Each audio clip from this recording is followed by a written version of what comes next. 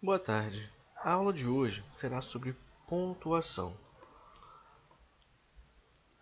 Antes de começar a falar sobre pontuação, nós temos que entender que ela é necessária para que haja um melhor entendimento da transcrição da língua falada para a língua escrita.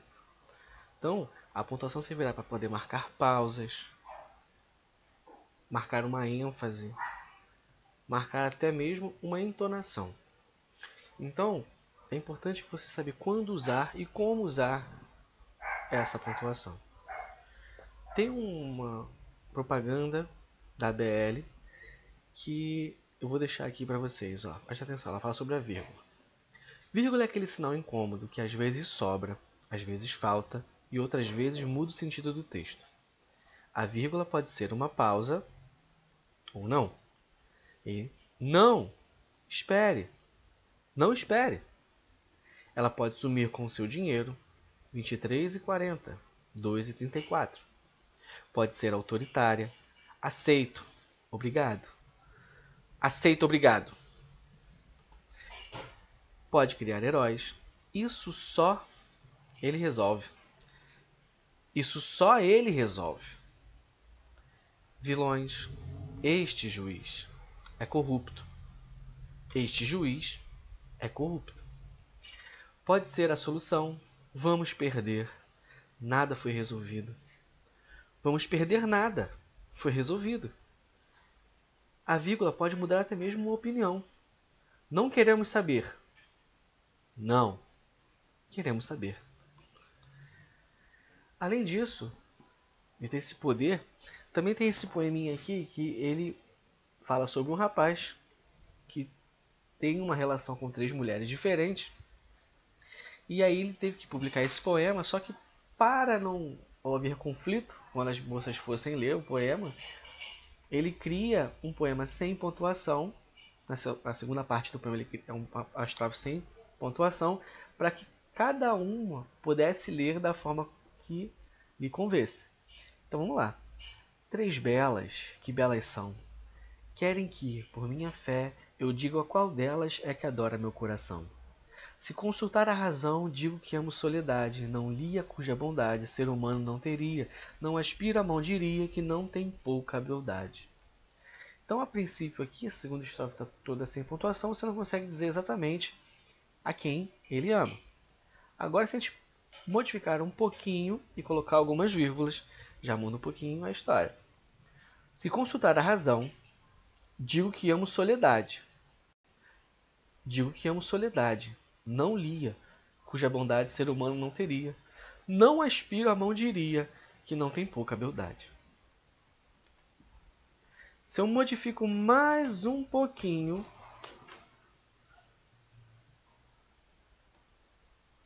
se consultar a razão, digo que amo soledade? Não! Lia, cuja beldade ser humano nenhum teria. Não aspiro a mão diria, que não tem pouca beldade.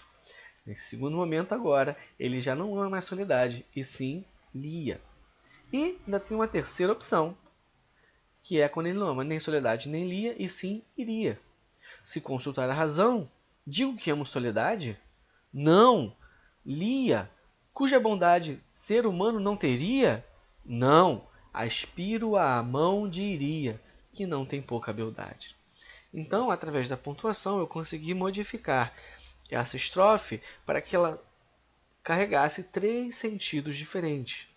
Então, aí está a importância da pontuação e o seu uso, porque a falta dela pode significar uma coisa, assim como a presença dela pode significar outra. E dentro da pontuação, nós temos aqui a menina dos olhos da gramática brasileira, que é a vírgula, né? Porque ela é campeã em número de usos e, sem dúvida, é a que mais aparece dentro das provas militares. Okay? Então você vai ter aí um sem número de questões sobre o uso da vírgula e o não uso da vírgula. Por conta disso, por haver essas questões que pedem para que você marque a opção que o uso da vírgula estaria incorreto, vamos começar dividindo elas em situações onde eu não vou usar a vírgula e situações onde eu vou usar a vírgula. Vamos começar com as situações que não usam a vírgula.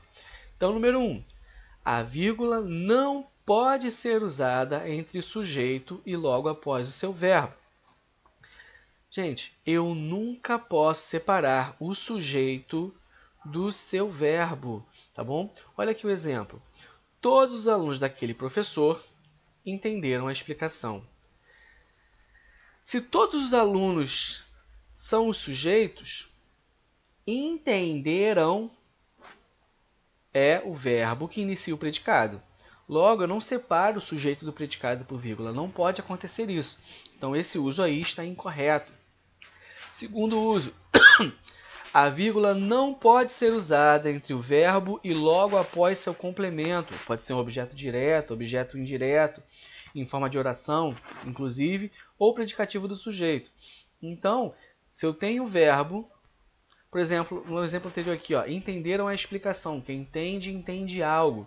Eu não poderia separar entenderam do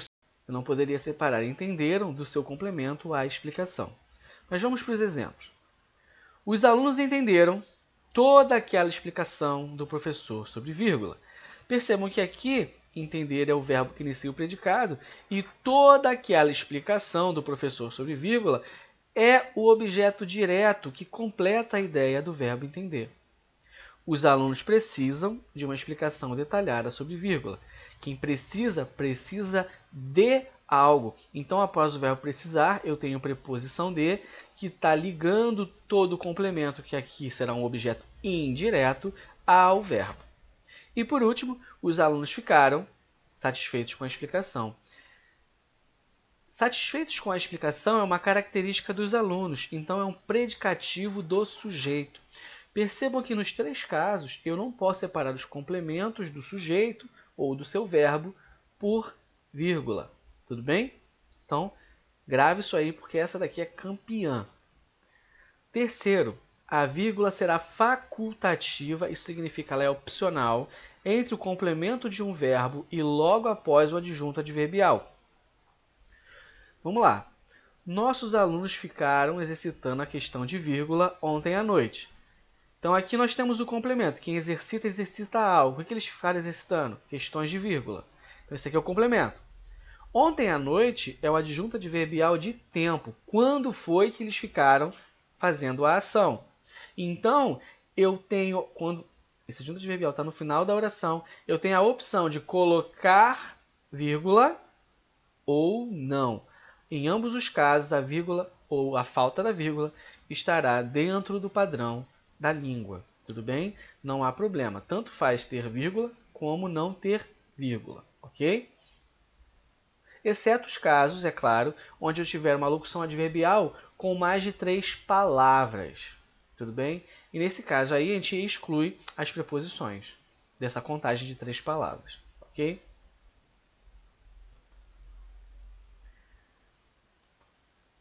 Quatro. A vírgula não pode ser usada entre um substantivo e seu complemento nominal ou adjunto adnominal. Ora, se é adjunto ou complemento adnominal, quer dizer que aquela expressãozinha ela faz parte do núcleo, ou seja, ela completa a ideia do núcleo. Então, ela não pode ser separada dele. Olha aqui. Todos os alunos daquele professor entenderam a explicação. Aqui, todos os alunos é o sujeito, certo? Daquele professor é o complemento que explica quem são esses alunos. Poderia ser os alunos daquela professora, os alunos daquela escola, mas esses alunos em específico são daquele professor. Então aqui eu tenho um complemento para o sujeito alunos. Tudo bem? Então, nesse caso aqui, não pode haver a presença da vírgula. Então, seu uso está errado. Observação. Em títulos de livros seguidos de nomes de autores, o adjunto adnominal vem sempre entre vírgulas. Tá? O Dom Quixote, vírgula, de Cervantes, é a grande obra-prima espanhola do maneirismo. Então, percebam aqui que de Cervantes é o complemento aqui de Dom Quixote. Tudo bem? Então, nesse caso, e essa aqui é a exceção, para o uso permitido da vírgula entre complemento e o sujeito. Tá bom? E quinta regra para o não uso da vírgula. A vírgula não pode ser usada entre uma locução verbal de voz passiva e o agente da passiva. Lembra que a locução verbal de voz passiva, ela é formada, né, pelo verbo, normalmente o verbo ser, mais o verbo principal no particípio. Então nós temos aqui, ó, todos os alunos foram convidados, aqui foram o verbo ser conjugado e o verbo principal convidados no particípio, por aquele professor para a feira. Gente, lembra que a estrutura da voz passiva vai ser o objeto direto da voz ativa vai se tornar sujeito, paciente, e o que era sujeito da voz ativa se tornará agente da passiva. Então, todos os alunos foram convidados por aquele professor para a feira, poderia ser substituído por aquele professor convidou todos os alunos para a feira. Tudo bem? Então, para a feira aqui é um adjunto adverbial de lugar. E por aquele professor, tudo isso aqui é o agente da passiva. Nesse caso, não há vírgula. Tudo bem? Então, com isso, a gente fecha os 5 não usos da vírgula. Dá uma respirada funda e vamos seguir em frente, porque ainda existem muitos casos sobre vírgula. E é claro, é quase impossível você decorar todos. A grande ideia é você começar a praticá-los em exercícios. E através dos exercícios você vai começar a absorver, né, esses usos. Você também vai começar a perceber também aqueles que mais aparecem. Porque sempre se repetem, tá? Você pode pegar a prova aí de 10 anos seguidos e você vai ter questões de uso da vírgula. E essas questões vão ser muito parecidas, muito similares, não variando tanto o seu uso. Tudo bem? Aqui, se eu não me engano, existem 18 formas, mas vamos colocar que na prova cai em média umas 6, 7 formas só. Então, a ideia é ir praticando as provas para ir se acostumando com o tipo de questão. Agora, vamos falar sobre quando usar a vírgula.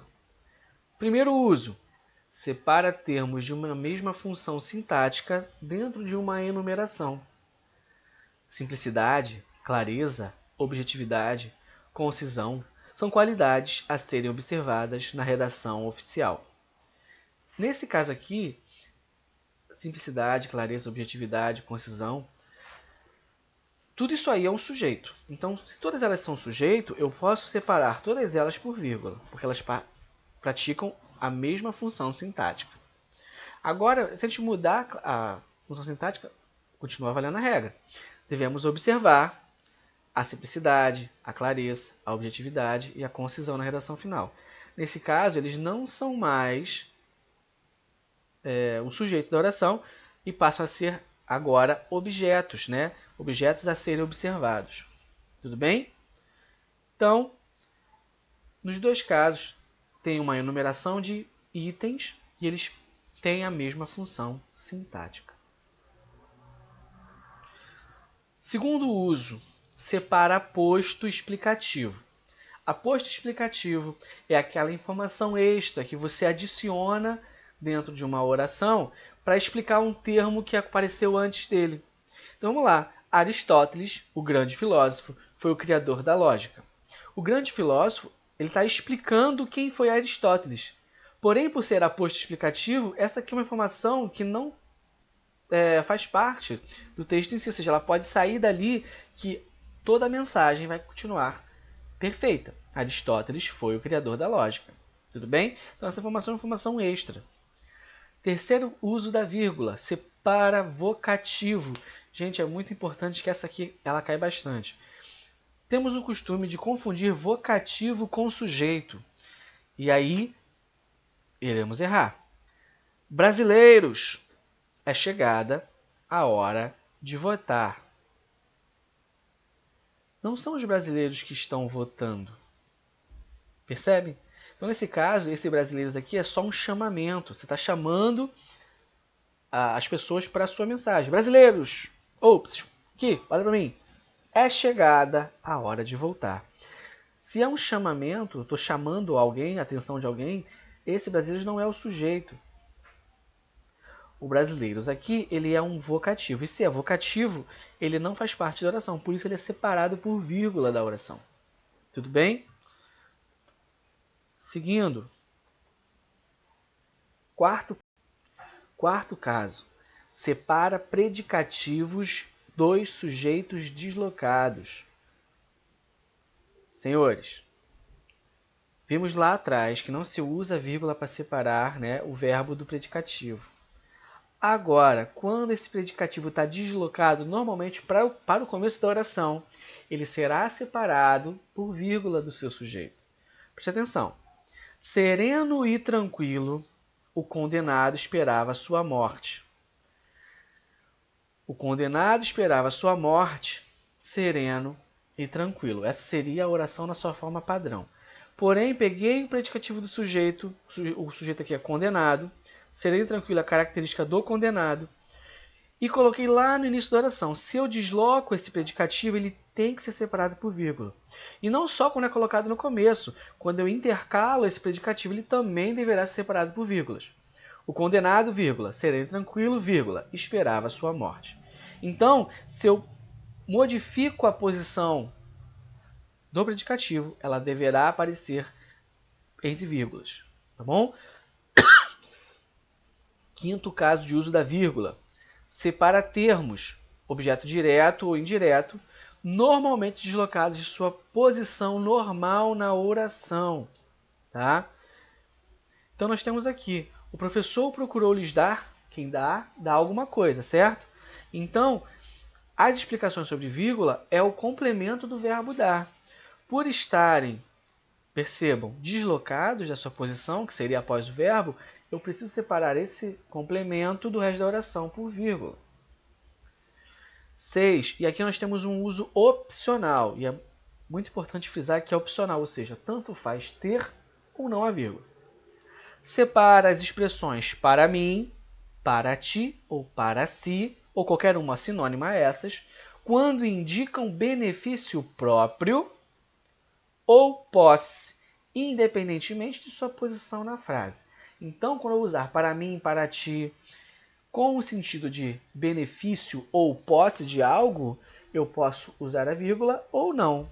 Posso, por exemplo, dizer, para mim, nada é melhor que acordar depois do meio-dia e dormir depois da meia-noite.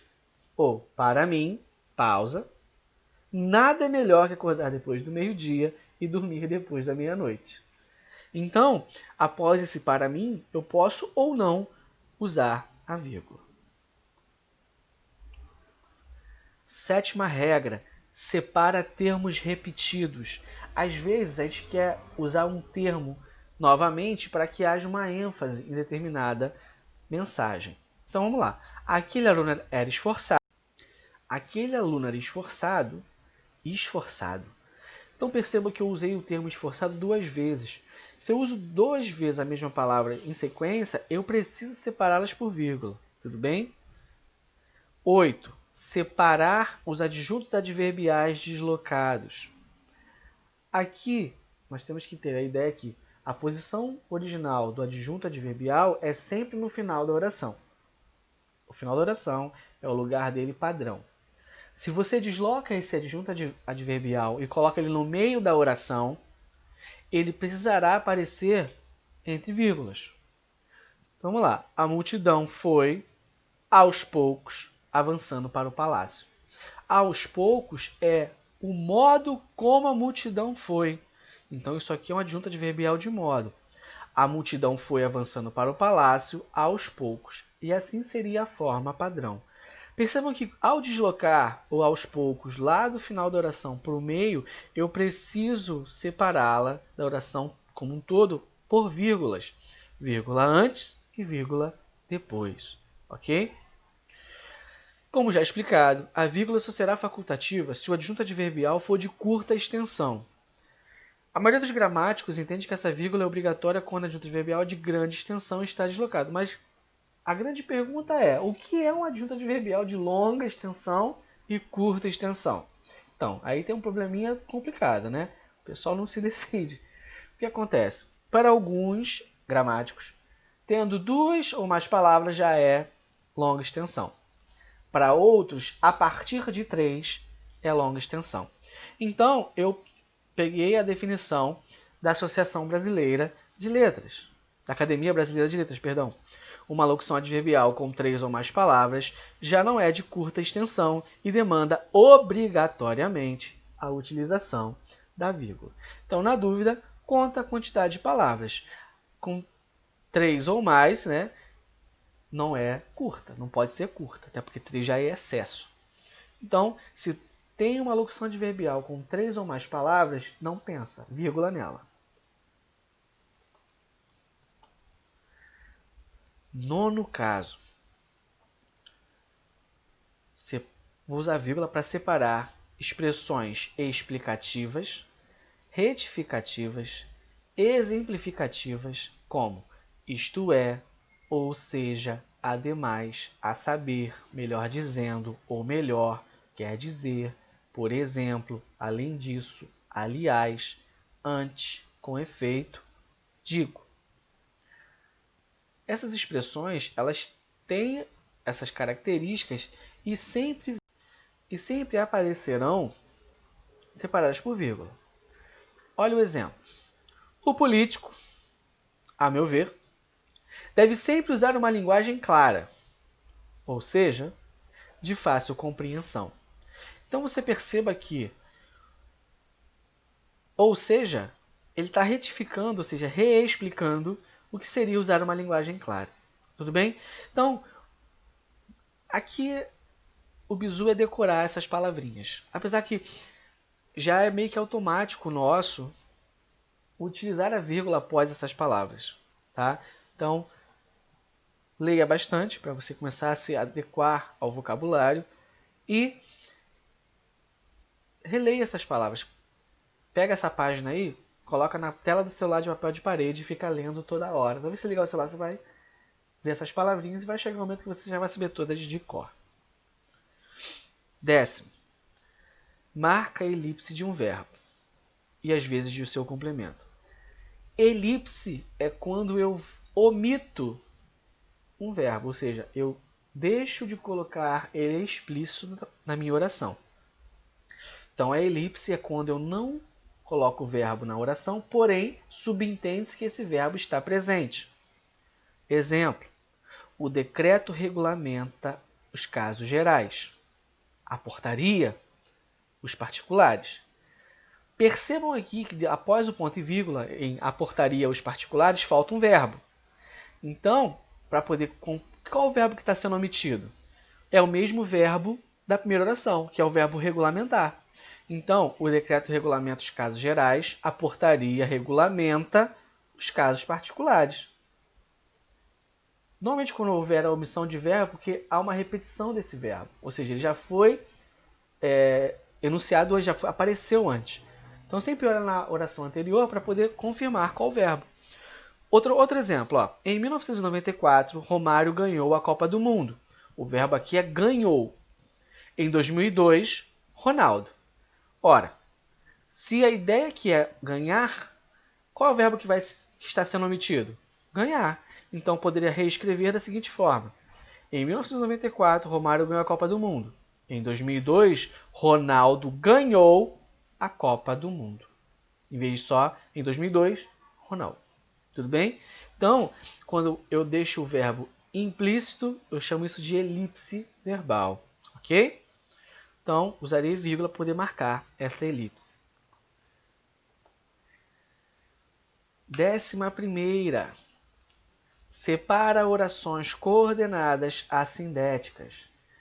Para quem não lembra, o síndeto nada mais é do que a conjunção. É só um apelido para conjunção. Tá bom? Então, síndeto, conjunção. A sindética, eu tenho aí um morfema, né, um prefixo que indica negação. Assindético sem o síndeto, sem conjunção. Então, orações coordenadas assindéticas são aquelas orações que se coordenam entre si, porém elas se ligam por vírgula ou ponto e vírgula. Somente não há a presença de conjunções. Então, olha a primeira aqui. Levantava-me de manhã entrava no chuveiro, organizava as ideias na cabeça. Tenho 3 orações, 3 verbos diferentes. Levantava, entrava e organizava. Todas elas são independentes sintaticamente, porque tem sujeito e predicado, e se ligam semanticamente, ou seja, elas têm uma ligação de sentido entre si. Aí, no caso, tem uma sequência, né? Levantava de manhã, entrava no chuveiro e organizava as ideias na cabeça. Então, o que faz a ligação entre uma oração e outra é essa vírgula. Outro exemplo. A honestidade deveria ser a ordem do dia, vírgula. Não poderia? Então, aqui eu tenho deveria e tenho poderia como verbos. A honestidade deveria ser a ordem do dia. Não poderia. Tudo bem? Aqui ele está querendo passar qual mensagem? Que a honestidade ela é uma exigência ser a ordem do dia. E não uma possibilidade de ser a ordem do dia. Tudo bem? Nesse caso aqui, ele está dizendo que a honestidade ela é essencial e não opcional. 12ª.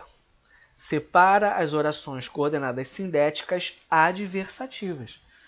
Ora, sabemos que todas as orações coordenadas têm a característica de se separarem por vírgula, exceto as aditivas, que são ligadas pela conjunção e, porque a conjunção é uma conjunção que não pede vírgula, exceto em alguns casos, e a conjunção ou alternativa também em alguns casos. Tá? Existe vírgula ou também quando você quer usar esse ou com um valor de ênfase.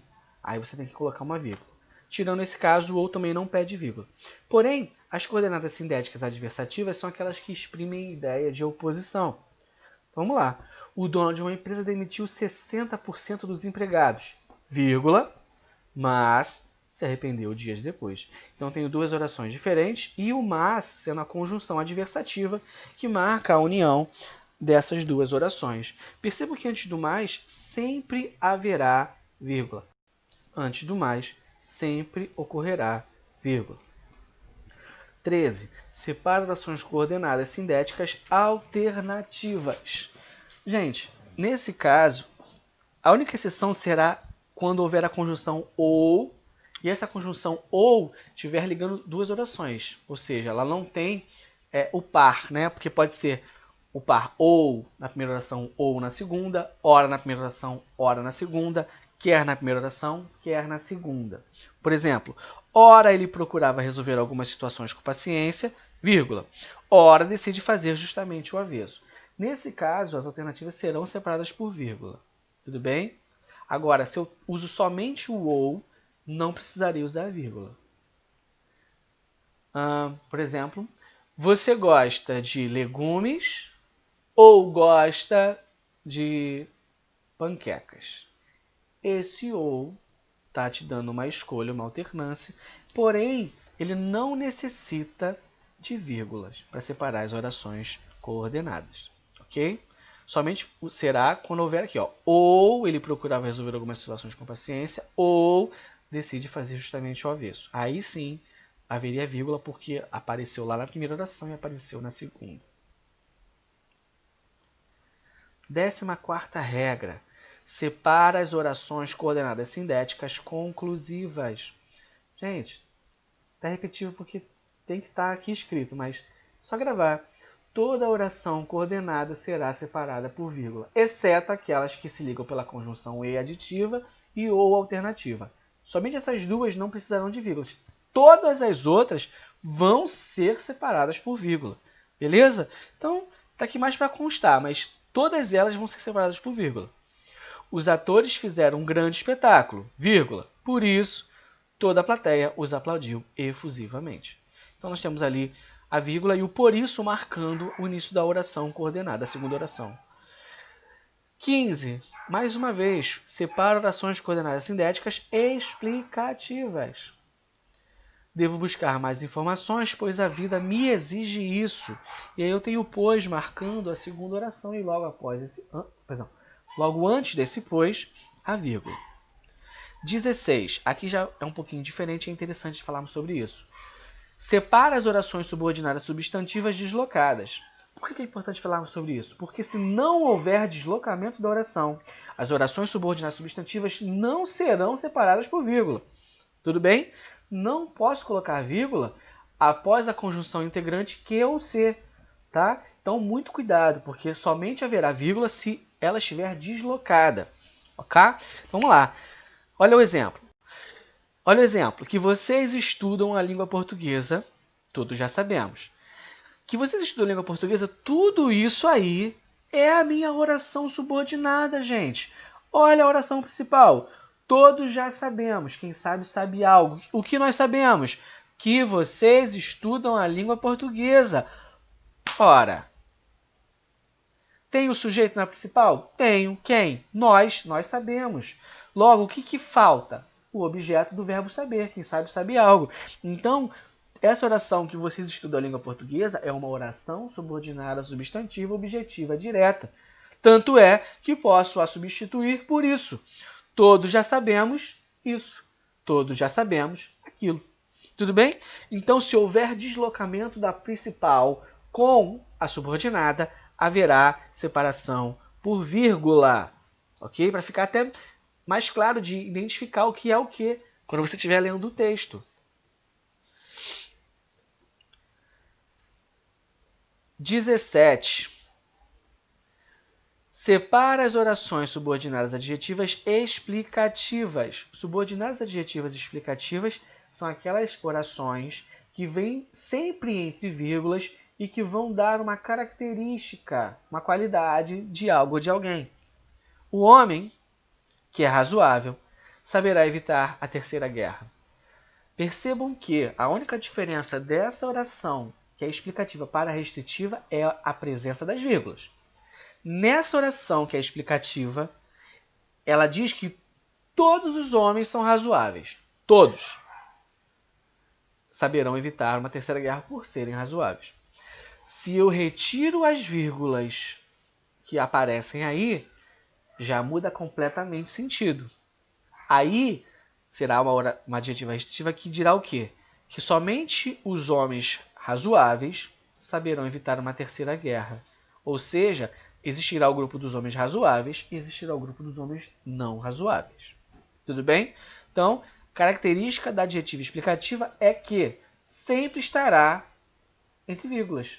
Ou quando terminar a oração, após a vírgula. Tudo bem? Era para ser 18 aqui, mas ficou 15. Não tem problema, né? Opa!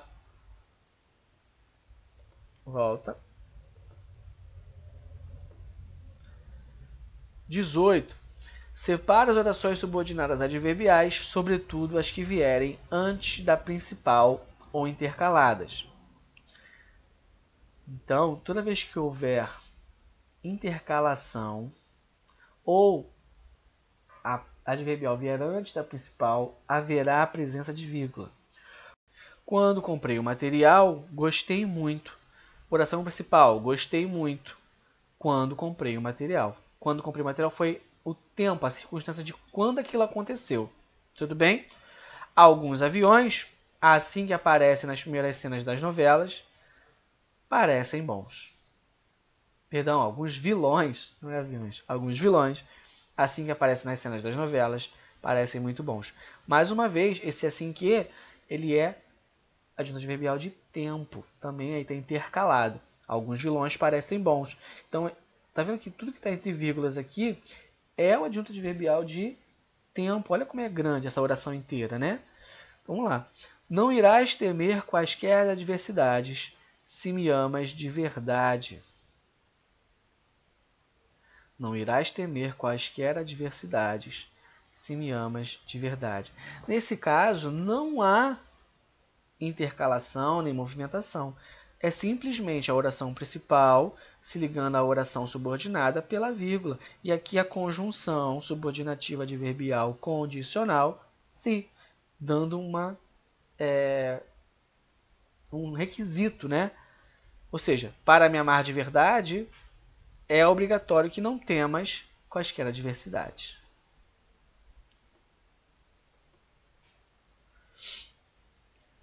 Essa numeração já ficou maluca, né? Aqui era para ser o 19. 19. Separa orações interferentes. Orações interferentes são utilizadas em alguns textos para poder marcar, por exemplo, um pensamento de um personagem. Tá? Então vamos lá. O mercado financeiro, e aí o personagem começa a pensar no meio dessa enunciação. Até ontem eu não estava inteirado desses assuntos. Deve beneficiar mais os pobres este ano. Então uma oração interferente é uma oração que foge do sentido ali do texto principal, da oração principal. Tudo bem? Então, nesses casos, obviamente, eu precisarei usar as vírgulas para que haja uma separação dessas orações. Até porque elas não têm uma relação semântica entre si. Tudo bem? 20. Eu vou arrumar essa numeração quando eu for postar para vocês, tá? Fica tranquilo. Separa orações reduzidas de gerúndio, particípio ou infinitivo com valor de oração adverbial, de coordenada aditiva ou de adjetiva explicativa. Orações reduzidas são aquelas orações que não apresentam a conjunção. A conjunção ela está omitida. E aí você pode ter a oração reduzida de gerúndio, particípio ou infinitivo, que significa que o verbo principal vai para uma dessas três formas verbais, ou gerúndio, ou particípio, ou infinitivo. Chegando a carta, avise-me. Quando chegar a carta, terminada a palestra, quando terminar a palestra, rompeu com risos e aplausos. O vaso caiu no chão, despedaçando-se. Aqui, gerúndio. O nosso planeta, ameaçado constantemente por nós mesmos, ainda resiste. Então, se eu tenho oração reduzida, ela será separada por vírgulas também. E não podia ficar de fora os usos mais simples, né? Que é isolar o nome de lugar nas datas, né? Rio de Janeiro, vírgula, 21 de julho de 2006. Separa paralelismo de provérbio, ladrão de tostão, ladrão de milhão, casa de ferreiro, espeto de pau. Esse paralelo, né? O paralelo aí, no caso, é a forma, o esqueleto que é igual. Casa de ferreiro, espeto de pau. Ladrão de tostão, ladrão de milhão. Então eles têm um paralelo aqui sintático. Então por isso que é paralelismo, tá? E após a saudação em correspondência, né? Com muito amor, vírgula, fulana diz seu nome, né? Respeitosamente, vírgula, e você coloca lá o seu nome também. A vírgula antes do etc. é controversa, por isso é facultativa, tá? Porque o etc. ele já tem essa marca de continuidade. Eu adquiri um livro, um CD, um computador, etc.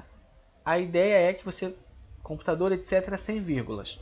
Porém, como existem gramáticos que defendem o uso da vírgula antes do etc., vamos deixar ela facultativa. Depois do sim ou do não usados em respostas. Sim, senhor! Não, senhor! Vocês vão usar isso aí em excesso depois que passarem aí no concurso. Então já vai gravando aí que quando for escrever, tem que escrever com vírgula. 6. Antes de como abrindo uma enumeração, explicação ou exemplificação, equivalendo a por exemplo. Isso para a palavra como. O Rio de Janeiro sempre lançou excelentes jogadores, vírgula, como Zico, Romário e Ronaldo. Nesse caso, como está funcionando como a palavra por exemplo, tá bom?